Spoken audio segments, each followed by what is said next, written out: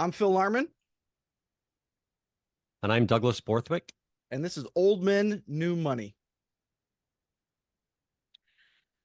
Well, we're today to have our guest. It's Jay Bluestine from Blue Square Wealth. Jay, I've known for quite some time. It's got to be at least 5 or 6 years now. I ran into him at Coin Conference, and we've been chatting back and forth ever since. And I think Jay's a great guest for us because what he's doing is he's taking new money, like Bitcoin, and finding ways for people to invest in it with less volatility in paper form. But really, Jay, why don't you introduce yourself to the audience and let us know all about your background? Sure. Phil and Doug, thanks for having me. And I can't believe it's 5 years, Doug, since you and I, time flies when you're having fun. I come from the traditional investment world. I was a UBS, Smith Barney / Morgan Stanley, Merrill Lynch guy. In 2018, we started Blue Square. When I worked my majority of my career, we've always been risk managers. So we've always used sort of cash to risk manage or what we'll call risk assets through different algos and the manager overlays. And in 2013, a dear friend of mine was peppering me incessantly about this Bitcoin thing. And when we started Blue Square in 2018, some of our clients were starting to invest VCs, private equities in the space. And so we started to get involved in the ecosystem and took about a 2-year deep dive in learning about it. And we've spent the better part. We launched recently digital asset division. However, in 2022, we launched a risk managed digital asset hedge fund.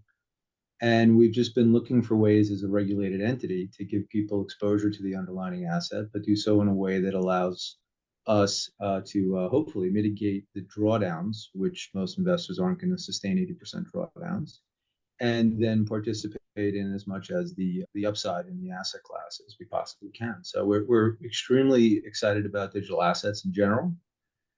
We're extremely excited about the regulated ecosystem that we've created and are creating, and we think others need to create. And so we really look at ourselves as a bridge, right? So TradFi into DeFi, and it's been an exciting time to say the least. So hopefully that's helpful. I should say, I'm almost 30 years in the industry. So I've had my trials and tribulations, and I liken back to what's going on now to the internet bubble, right? So this new wonderful thing is being created, and so few people understand what it is or what its value proposition is. And I think it's hard for us to even really know long term what is going to be created. If we look back at the internet from 1995, no one knew Uber was going to exist, as an example. So lots of exciting things to happen over the next 10 to 15, 20 years, and lots of opportunity, in our opinion, to create value, and both from a financial standpoint and from a application standpoint. I'm a Morgan Stanley Merrill guy too, so that's exciting to know that in your background. Now, so hedge fund, right? I think a lot of guys hear that and they think, oh, that's only for wealthy people. People don't even know how to invest in a hedge fund because they read about them, but they don't ever know how to invest in something like that. How does someone invest in a hedge fund? Yeah, so just to take a step back, hedge fund was our first foray into the space, because at the time when we started investing, and we started investing in Bitcoin as our first jump in, to do so in a way that would be accessible and productive for our clients to risk manage the assets. We were using GBTC at the time, which is now an ETF, but back then was an ETP. It was somewhat of a closed-ended fund, and it would trade at a premium or a discount to NAV, and that's a very hard asset to risk manage. So, a hedge fund is a traditional structure that traditional investors are familiar with. And to your point, it is true that it is for a higher net worth individual. In this instance, you need to be either what's called a qualified client, which is someone who has 2.2 million or more in investable assets, or a qualified purchaser, depending on what type of hedge fund you're investing in, because these digital assets, at least Bitcoin, is considered commodity. And that's the litmus test for that. I know in our instance, we're at a $250,000 minimum. And for some people, that's not realistic, and for others, it is. But that's one of the exciting things that we're doing, is we're working on creating solutions for regulated solutions that look and feel like traditional investment vehicles that people are familiar and comfortable with, where we're hopefully creating the most secure environment we possibly can. And that's where I spend a lot of my time. We could talk about like how to invest and whatnot, but that's what hedge funds are in general: a limited partnership where individuals or institutions can invest in a pooled vehicle which means it's discretionarily managed, and all the money is pooled together, and you have a fund manager who's running the capital in some strategy, and the investments are typically run by what's called the general partner. And the general partner is the person who has the power and attorney to fiduciary responsibility as well to implement and hire and fire or manage the money.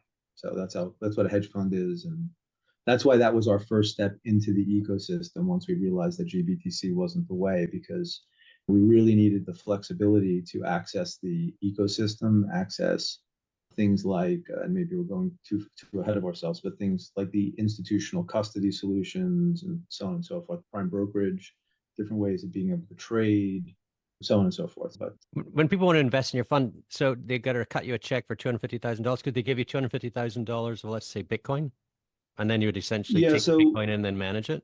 yes, they could. So from an offshore standpoint, we would see potentially people doing that. It's a tax consideration, right? So that's really a tax question, which we don't provide tax advice. But what I've seen is people tend to send capital to us for the fund that are US based investors, and offshore in different jurisdictions, they have the capability just to provide us with Bitcoin, because you're basically swapping out your Bitcoin holding for a fund holding. And you would someone have to talk to their accountant to see if that was a taxable event or not. But in any event, so the issue is what's really important for us with all of our investment solutions, and kudos to these ETFs and ETPs that are in the marketplace because they give people an opportunity to have a first step in.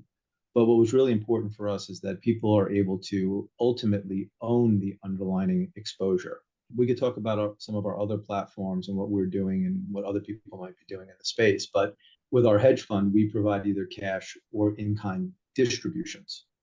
So right now we're seeing people more sending in dollars, and then if they are taking distributions, they're typically taking them in kind.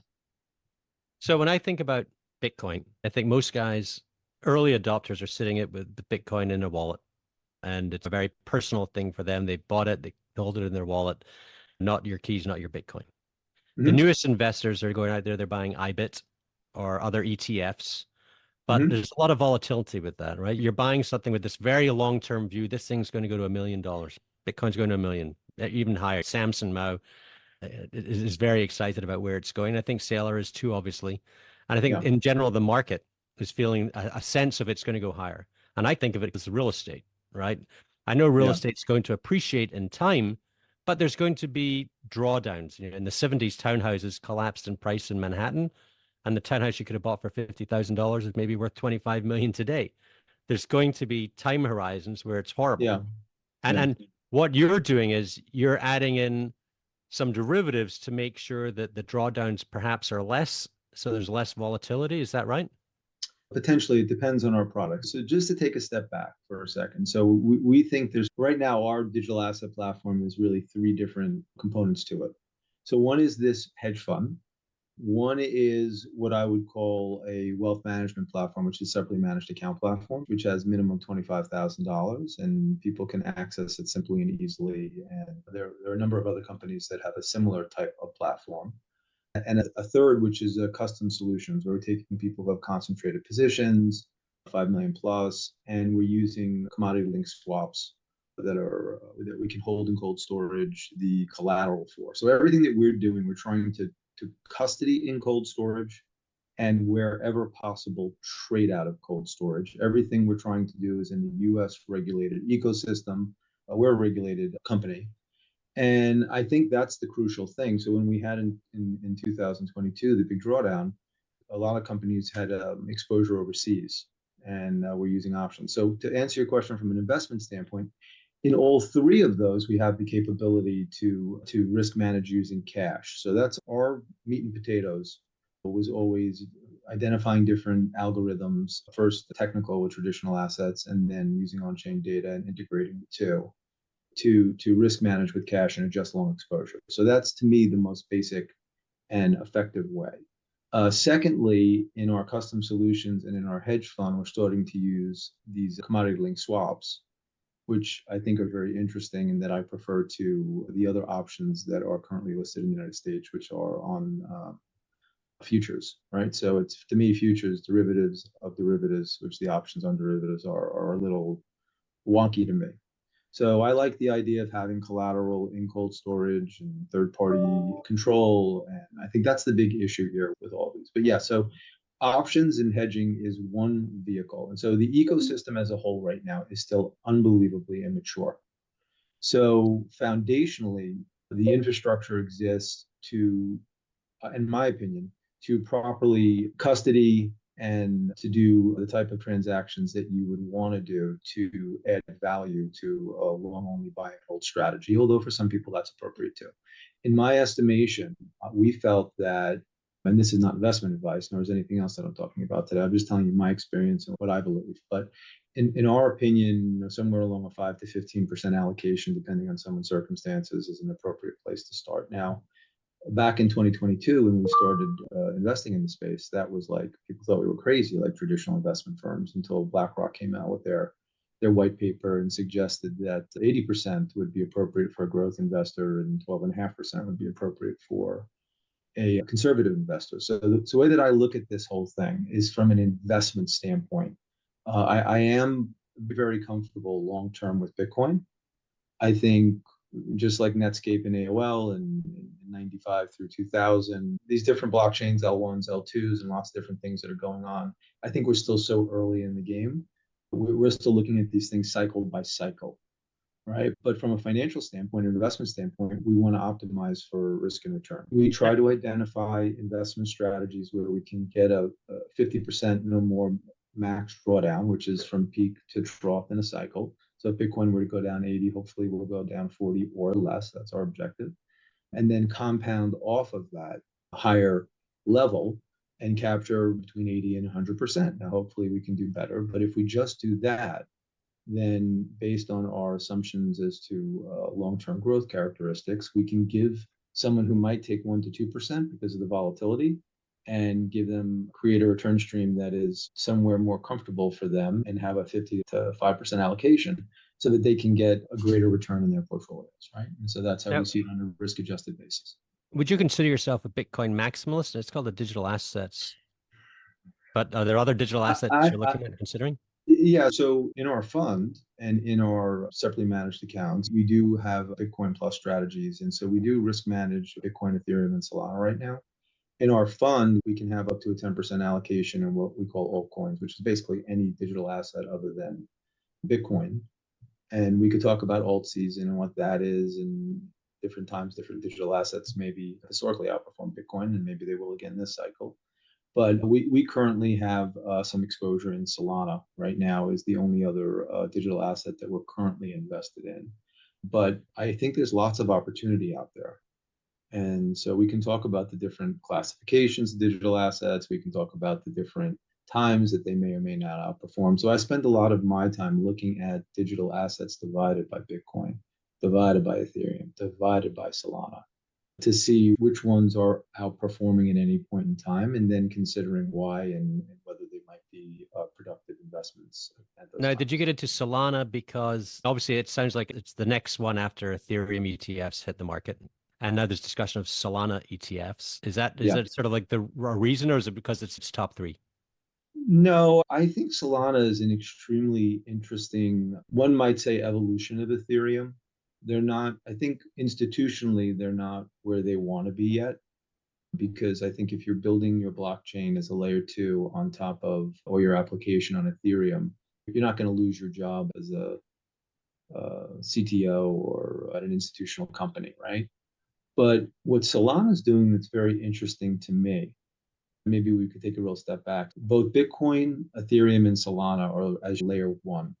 They're foundational blockchains. And then what people have been doing to scale them is create layer twos to add functionality and then build applications on top of it. And maybe we'll stop there, or maybe we'll have 3 or 4 layers. It depends in different ecosystems, different opportunities. Having said that, what I find interesting about what Solana is doing is they're trying to create a layer one only application ecosystem. So they're trying to have unbelievable speed, unbelievable capacity, and have it be unbelievably cheap. And if we want to have something like securities trading on blockchain, global adoption in that regard, you need very inexpensive and very fast and a lot of bandwidth, right?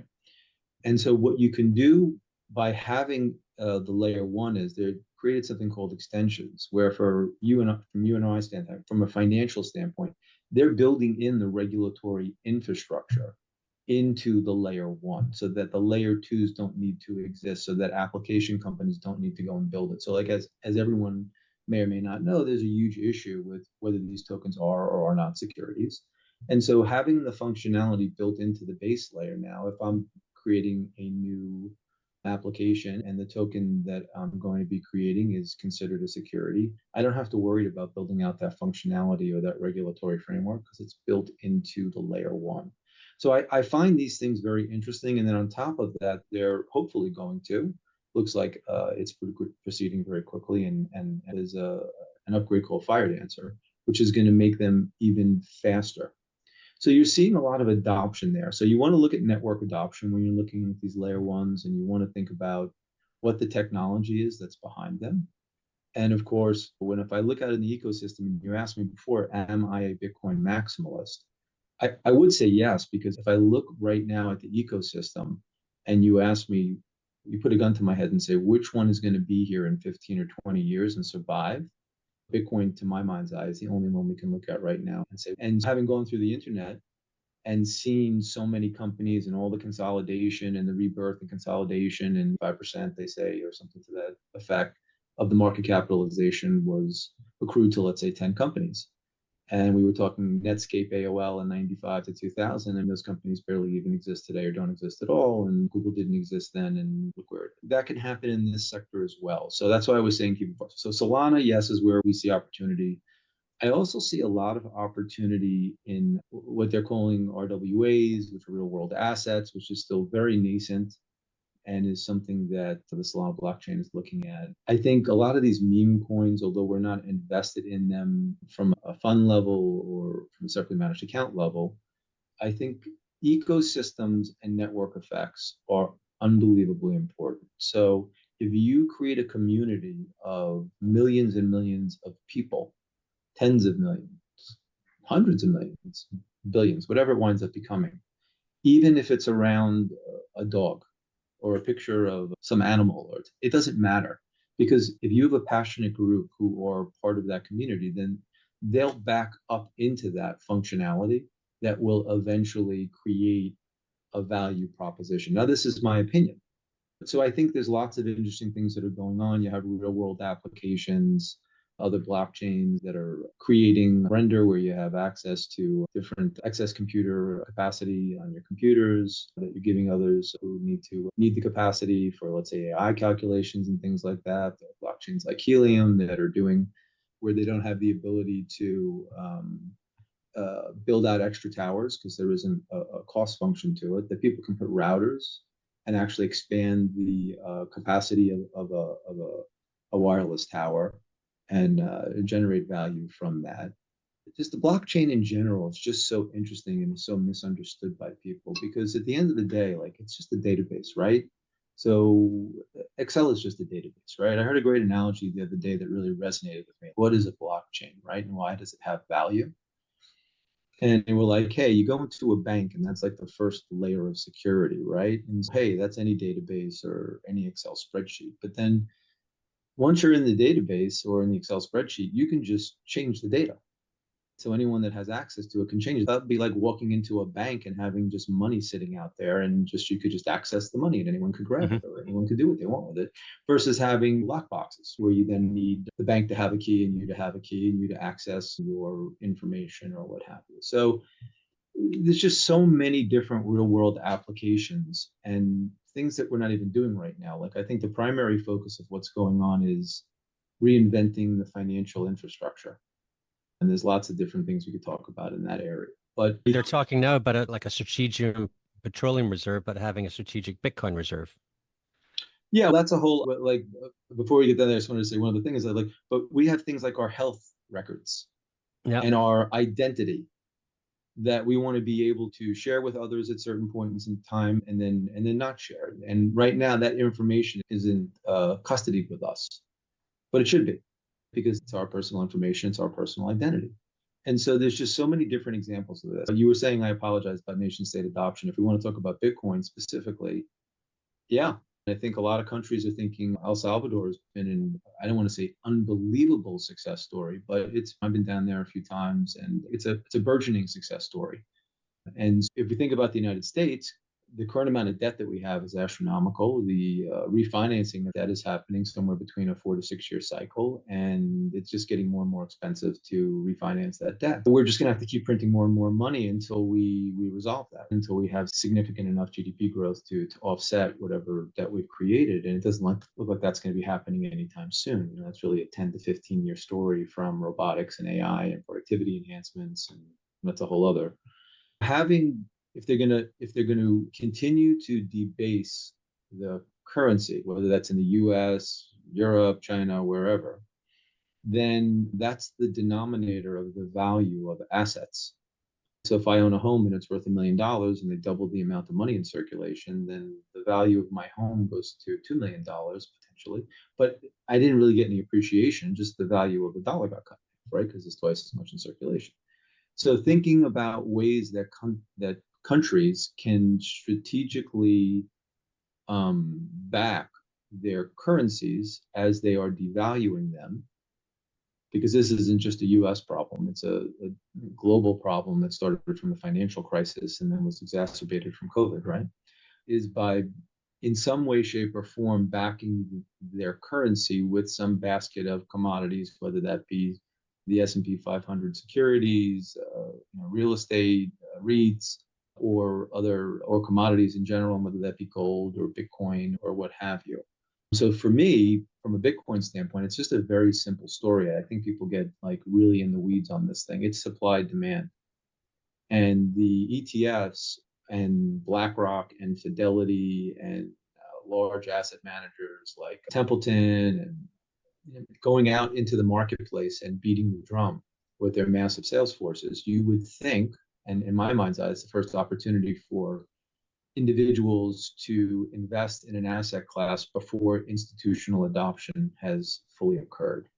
And because of the properties of Bitcoin, it's not been non-correlated historically. It's had a strong return correlation.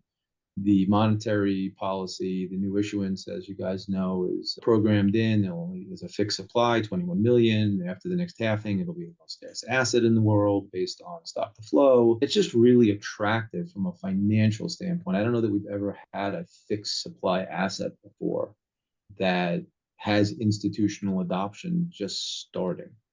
And it's becoming cool now to be an institutional adopter, right? Larry Fink's made it cool. Yeah, I think about it a different way because I was talking to somebody about this the other day. So Blue Square is a wholly owned subsidiary. It's a division of our parent company, which is Blue Square Asset Management. And so we have a wealth management business, we have an asset management business, we have a digital asset business, right?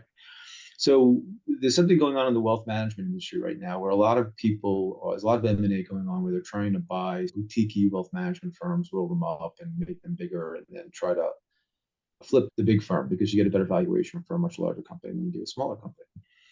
And when I receive a lot of phone calls, which I probably get one a week, but I probably speak to somebody like once a month, in all of those instances, I say to them, I'm like, hey, look, wealth management business, very interesting. Oh, I'm very interested. But what I'm most interested in is how much can you invest in the hedge fund and how can we make the digital asset business that we've created that is I'm sure there are others, but one of the very few that are operating in a regulated ecosystem that provides a full scope of solutions and services that your clients might potentially need, at least today, and let it be the default for the platform. And so you'll get like the COO, the president, the CEO, and they'll be like, yes, we need differentiation. Yes, like all these different things. And then, but we need to talk to compliance. They'll come back to you and they'll say, we need 6 months compliance, not there yet. So there's like 2 or 3 different types of institutional adoption, right? So where I see right now is that if you're a balanced mutual fund manager, you're managing some balanced strategy for whomever in a separately managed account, and you're not adding 1 to 2% risk allocation to Bitcoin or Ethereum when it comes out or what have you, they could lose 1 to 2% in any investment on any given day. But if they don't do that and these things go up 5x, I think they lose their job because their underperformance is so significant. Whereas if they lose the 1 to 2%, which you and I don't believe that could ever possibly happen, but anything in this world is possible, then that could be like any other investment that they have that can go down significantly. But the wealth management firms where there's a tremendous amount of capital tied up and they're in these asset allocation models that the clients don't even know what potentially they're investing in, or they may know, but when they change it, the companies have discretion. So there's a progression there, right? Like the first progression is our financial advisors can recommend Bitcoin for our clients.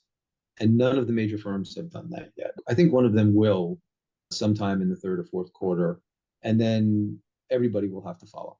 And then the question is, and if you're asking, my thesis for this cycle might be that in the late stages of the cycle, they'll actually add it to their asset allocation models. And that will drive the last really big run up. But what's a little scary about that, in my opinion, is because they rebalance, right? So they'll be selling on the way up and not getting all of the return on a relative basis. And then they'll be buying on the way down. And at what point do the clients call up and say, hey, we're down 30%, you keep buying, take me out of the digital asset allocation models and don't ever put me in them again. And so then you could have an asset class that goes from 2 to 2.5 to 10 trillion. And then if the asset class goes down 80%, hey, that's $8 trillion of wealth that's, let's not say destroyed, but that's been short-term eliminated. And the emotional roller coaster as it pertains to traditional assets, people love to buy high and sell low. So in this instance, if they don't know that they're in the asset and then they find out about it, they're going to get out. So we might have this cycle may be a much bigger cycle depending on institutional adoption. And we also might have a situation where the bear market is slightly more prolonged than traditionally has been experienced over the last 4 cycles, because as the digital asset ecosystem has had a 4-year cycle to it. And I think that'll still continue, but I think maybe this one could be slightly different. Now, hopefully, institutional adoption as it goes on may create, and people believe it will smooth out the variability of the ecosystem over the long term. I don't know what the long term is, but what I can tell you is that, in my opinion, it's going to be many more cycles because it's still such a thinly traded on a relative basis from a supply. Right? There's only 20 to 30% of the supply is available. As more money comes in, the market cap goes up. It's more dollar terms. Well, But on that note, can you tell the person that maybe isn't the financial savvy investor the significance of these ETFs getting approved and what type of signal that shows the masses that institutions are acknowledging this and that more is to come? And what does that mean? What is that a signal of? On the one hand, just because the ETF is created, it doesn't necessarily mean that institutional adoption is coming. I think Doug, you mentioned earlier that Larry Fink was on TV the other day. Digital gold, he calls it. Gold. By the way, that is a very good way to think about from a simplistic standpoint, Bitcoin. And we know that there's more to it than that, but as a store of value, as digital gold, makes a lot of sense. And that's another thing we could talk about why. But so to get back to your question, what the ETFs do is you've got a regulatory stamp of approval. So that's one thing. So now, depending on what my investment policy statement says, as an investment professional running institutional money, that opens up a wide array of people who no longer have to deal with the complexities that I was talking about before. Cold storage. Oh, it's how do I own it? It's a different asset. No, now it's just an ETF like any other asset. Interestingly enough, though, I think what many may not realize is that whereas the insurance that we carry from an investment firm standpoint on our traditional assets, that they exclude the Bitcoin ETF from that. And as far as I'm aware, it's one of, if not the only security that's not covered by my insurance. So one of the reasons that we're seeing wealth managers having a difficult time adopting or starting to adopt, but besides the fact that they don't understand necessarily, and I'm talking about RIAs and not these large wealth managers, but they have to think through in their insurance, they have to think through their advisory agreements, they have to think through their ADVs, their own compliance people need to get up to speed, and the majority are not, and besides the investment professionals are not. So for 1 to 2% allocation, that's a lot of work to integrate that into the bundle. But to get back to your point, the reason that it provides a gateway is because now you have the largest asset manager in the world and one of the most credible asset managers in the world, BlackRock and Fidelity, who are beating the drum, and others, but we'll just use the two of those as an example, who are beating the drum and who are out there educating institutions about this asset. And it's a simple, just demand, supply and demand. And I think if people can just look at it from that simple standpoint and not get caught up in it's a new asset, it's just a fixed supply, and the demand is very limited right now, and the supply is limited. But as the demand picks up from these ETFs, it's a major opportunity. But then I think they start going down the rabbit hole and they understand they want to own the underlying asset. And that's what the ETF in the US doesn't afford. Maybe at some time in the future it will. Yeah. I think they're volatility busters too. Volatility, I'm from the currency world, Yeah. and you found out when a central bank gets involved, volatility collapses. The more the Yeah. larger players get involved, the more volatility starts to drop. If you think of like just an OTC stock that nobody trades, very volatile. If you Yeah. think of a share that everyone trades, less Yeah. volatile. And it's the same with currencies. I think it's the same with commodities, in that as the Yeah. larger players get involved, they're holding it for longer. They're not really just reading the news and what's on crypto Twitter and selling it and buying it on the back of that. And the more you get more institutional involvement and then government involvement, the less Yeah. volatility you'll probably see net on a day-to-day basis. I think eventually we do get there once the entire ecosystem matures. But you're going to see volatility start to drop over time. Possibly, yeah. I We're think still over at the time, start yeah, of the but cycle in terms you of know, volatility drop. the question is how long? Because if you have institutional adoption, what should happen on the way up is that they're selling. So that should make the peaks less. However, they're bringing in trillions of dollars in assets into an ecosystem where the float is hundreds of billions. You Right. know, So now you're talking about omega candles. yeah. So, well, if that all happened at once, yes. But then on the downside, which is why you're saying that the volatility gets subsides, is because then they're rebalancing and buying as it's going down, and that should level the playing field. But the thing that I stress here is that these are very thinly the supply, and all assets are different. So we're just focusing on Bitcoin right now. Let's just stay there for a second. The supply is very thin, right? So massive demand will drive up the price unbelievably. And while people say they're going to stay in it, even institutional investors, when it starts to go down, they may dump. Everyone says they'll stay in it really, yeah, until they've got an emergency event, so they got to pay their kids' college or they got to do whatever, and they get out. Yeah, so you don't really know is the issue. And I think long term, your thesis is correct. I wonder if in the next 10 or 15 years, I don't know when that occurs. And so I think that's something that we should be looking for. And this cycle, we've seen it so far. We've only had this last drawdown 28%, but prior to that, we had, I don't know if I forget if it was 4 or 5 or 6, but they've all been in the 20% range. 23% range was the target. But if we look at last cycle, that was 40%. The cycle before had 50%. Now that's in the bull market. Bear markets have been still pretty consistent around that 80% level. And we'll just have to see what happens next cycle. And so that's why we think risk managing this type of volatility is important, because you want to stay in the asset class long term. Because if you could just buy and hold, like people, they just bought and hold Amazon, if they just bought and hold Microsoft and bought and hold, and it's Apple. A lot of very portfolios easy looking back. It's easy looking back and saying that it's not so easy. The ride wasn't so easy. I think a lot of portfolio managers as well, for whatever they put into their portfolio, they have to manage.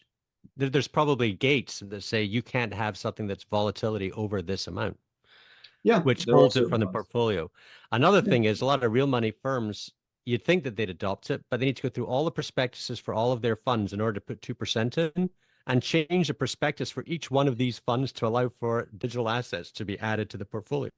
And people don't understand that could be a 6-month process, because once again, it's going to compliance at these very large institutions that need to add in these different assets.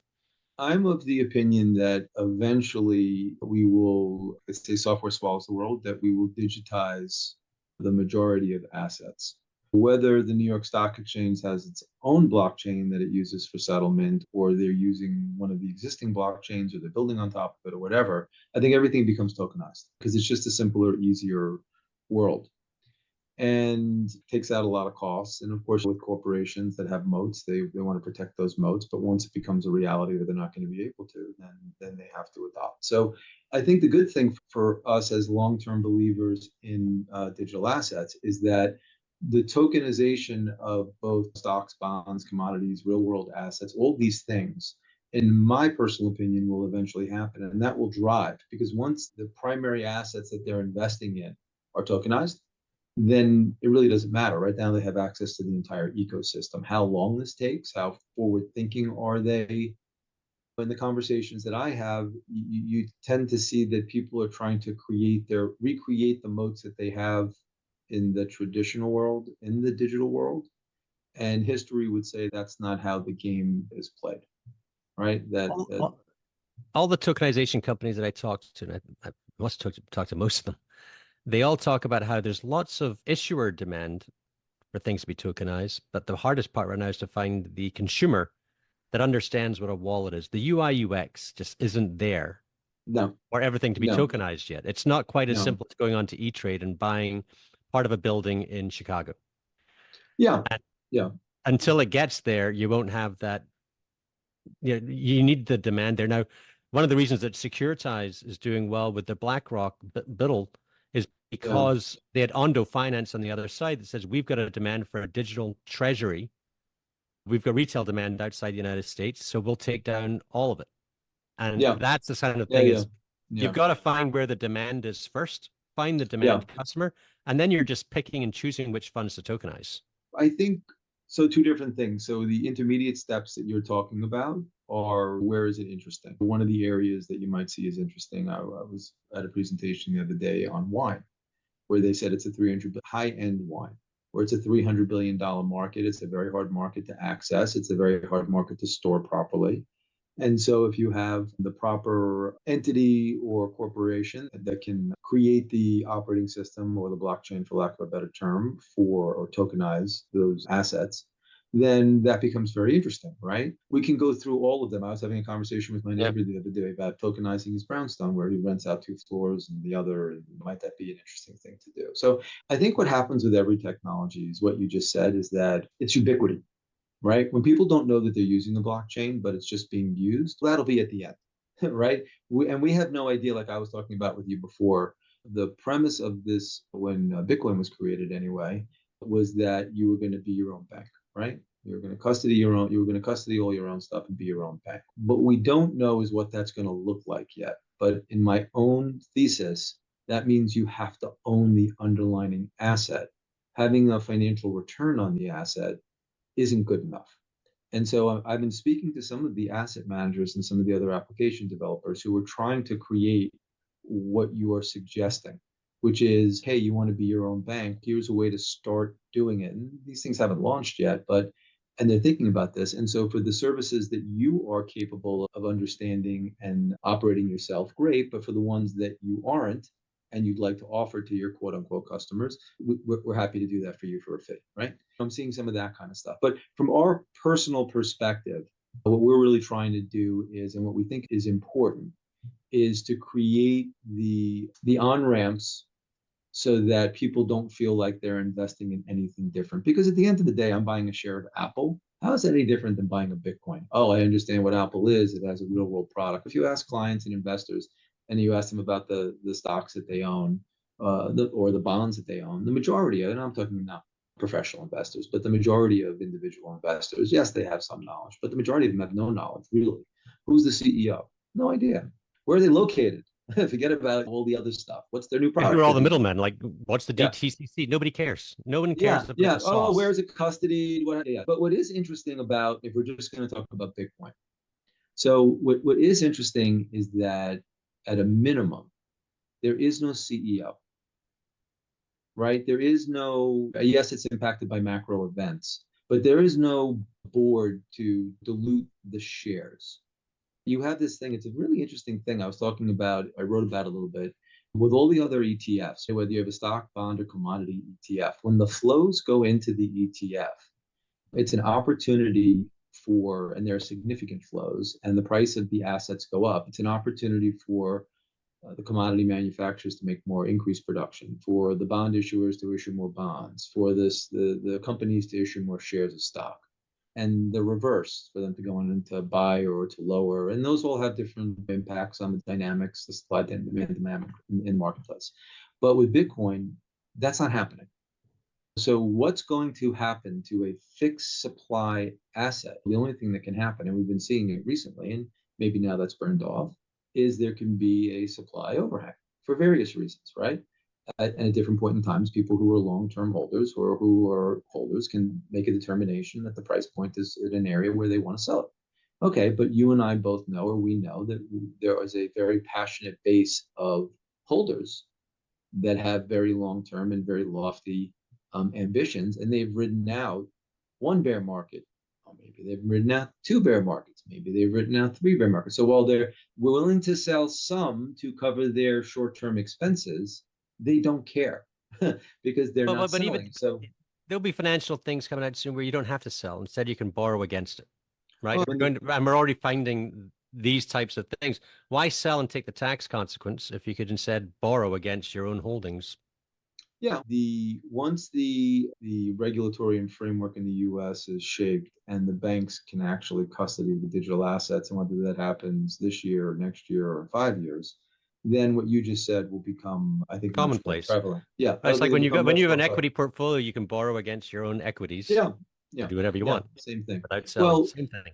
this is why we created the custom solutions, which is it is a high net worth solution, because you need to have, to do swaps, you need to have what's called an ISDA.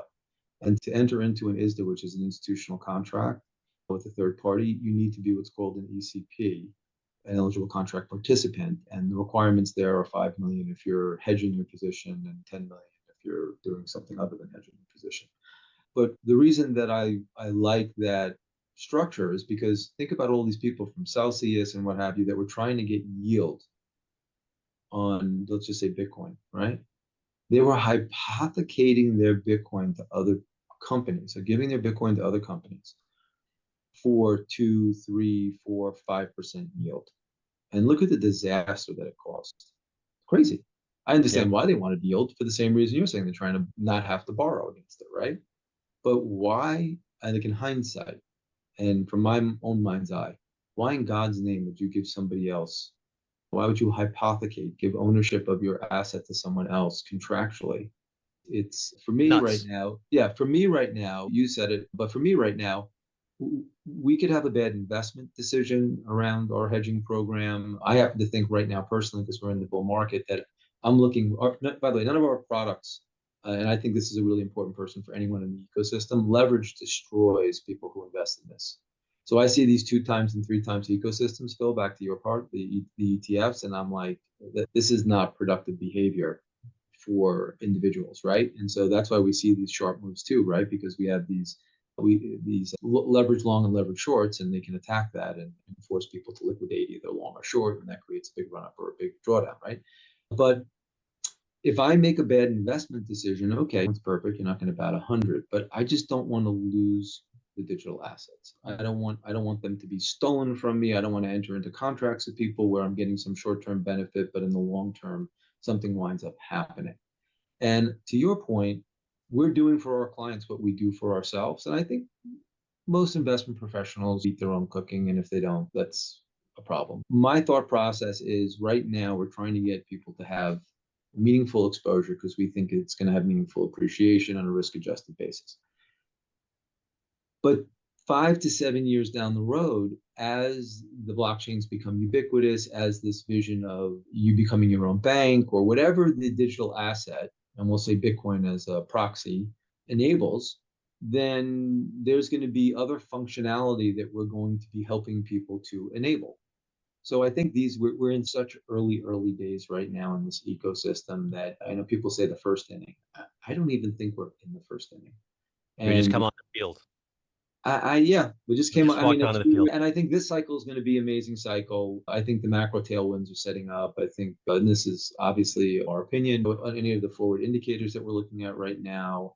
There's always a possibility of tail risk, right, of something happening either around the presidential election or possibly a lot, major conflicts that are going on globally, and they could escalate in a way that would be detrimental. But and there's always something that we're not thinking about, right? That always derails. But if I look at the cycle right now, I'm seeing the triple things colliding, the trifecta, right? Which the trifecta is, I think the economy is recovering, and I see liquidity recovering, and we see deflation coming down in all our forward indicators. And so to me, that says, historically, presidential election years are productive years in the markets, and we're of the belief that next year is going to be one of those like unbelievable years. And we could be Yeah. wrong. Again, this is our opinion. Well, you got a president as well that is now discussing essentially a weaker dollar policy because he wants manufacturing to be in the United States. That's positive for Bitcoin. The possibility of us having a strategic Bitcoin reserve, that's positive for Bitcoin. As soon as the US gets into it, then everyone's going to get into it. It seems to me we're certainly pointing in the right directions right now. I think it's time for us to wrap this up, Jay, but let me ask you a question. If someone wants to get involved with your fund, do they go through their RIA? Do they call up their guy at Morgan Stanley, or do they go directly to someone like yourself? No, if someone wanted to reach out to me, by the way, I'm happy to help other financial services firms too who are looking at getting into this. So the easiest way to reach me is just in my email. It's jay@bluesquarewealth.com. Or if they reached out to you, Doug, you could introduce them to us. But I think really the great thing about this ecosystem, and this is how I'm going to end this, is one of the things that really attracted me to Bitcoin was when I realized I think it was 2001 Bitcoin conference. And I realized I was talking to some of the VCs and they were explaining to me about their companies and trying to get people to invest in them. And like whenever you have a VC, you could have a portfolio of 10 or 20 companies and they could all have great ideas and none of them could work because someone else executes the idea better. And then with Bitcoin, though, it doesn't matter who's executing the idea and winning because it's the benefits coming down to the token because any of the applications that are successful have to use the token, have to use Bitcoin. To me, that was just really incredible. So what I found in the ecosystem in general, and hopefully when TradFi gets involved, that'll stay, but certainly to the people who have been here for a long time, is that we're all willing to help each other because the value of helping each other accrues to all of us, whether someone does business directly with us or someone else launches some sort of business in this ecosystem that allows for them to have a successful on-ramp and create a greater demand for the digital assets. So I found this to be an unbelievably, it's so entrepreneurial right now, this ecosystem. It's so friendly, this ecosystem, and everybody's willing to help each other. And so that's one of the things I love most about it. But at the end of the day, again, we're a professional investor. We're here because there's investment opportunity. But there's so many other good things that are going on as a result of this. Whether it's banking the unbanked, whether it's lowering expenses and fees associated with financial transactions, whether it's allowing someone to have a global commodity that's neutral so that no one can take it away from anybody, allowing people to opt out of their financial system that they're in or the monetary system that they're in to a more stable one. And these are just a few of the many. Having a global platform, it just doesn't exist anywhere, right? Like we're very segmented. And so I just think tremendous opportunity. Yes, a lot of risks along the way that people need to educate themselves about, and a lot of opportunity. And I think we're all fortunate to be here. And I know for myself personally, every day I'm just learning. I learn so much every day. And there's just so much to learn. It's just moving so quickly. Let me just say this, is that first of all, thank you for having me on. Appreciate that. And secondly, more importantly, Phil, it's very nice. I know you and I have a newer relationship, but Doug, it's been a pleasure knowing you, and your listeners will be served well, I believe, through your choices and the questions that you ask those people, because I find you to be one of the most knowledgeable people in the ecosystem. And I love the name of the podcast. I'm a little insulted that's why you wanted to have me on, but Whitebeard is a tell. And but maybe if you have a really successful show and people are interactive, they'll guess how old I am based on my Whitebeard. That could be one of the questions if anyone cares about it. But thank you very much, Jay. You're so kind, and this has been great. This is Jay at Blue Square Wealth. Thank you very much. Thanks so much for this. Yep, and thanks for having me on. Really appreciate it. Pleasure. Cheers. Cheers.